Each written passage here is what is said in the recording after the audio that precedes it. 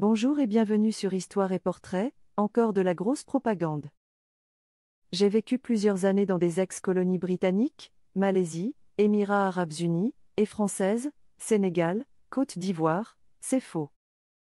En Afrique, le retard de certaines anciennes colonies françaises, pas toutes, loin de là, regardez la Côte d'Ivoire, le Maroc et même le Cameroun etc., est principalement dû à deux facteurs.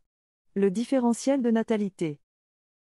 La natalité est en moyenne plus élevée dans les pays francophones que les autres, en particulier au Sahel. Du coup, les fruits de la croissance sont absorbés par la démographie, et le niveau de vie ne décolle pas. Les ressources naturelles ou le climat, souvent moins favorables, voire très défavorables en particulier au Sahel. La question du franc CFA est réelle dans le sens où cette monnaie pose les mêmes problèmes que l'euro aux pays européens, monnaie trop forte pour les pays les plus pauvres et qui favorise donc les importations.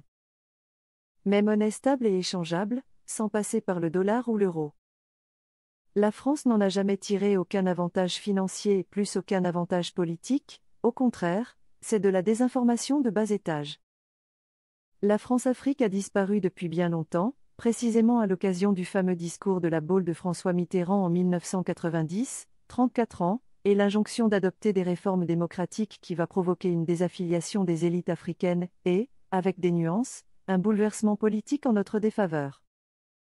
Enfin, de nombreuses ex-colonies britanniques sont dans une situation politique, économique ou sécuritaire bien pire et parfois dramatique, Nigeria, Bangladesh, Sierra Leone, Gambie, Soudan, Birmanie etc. etc.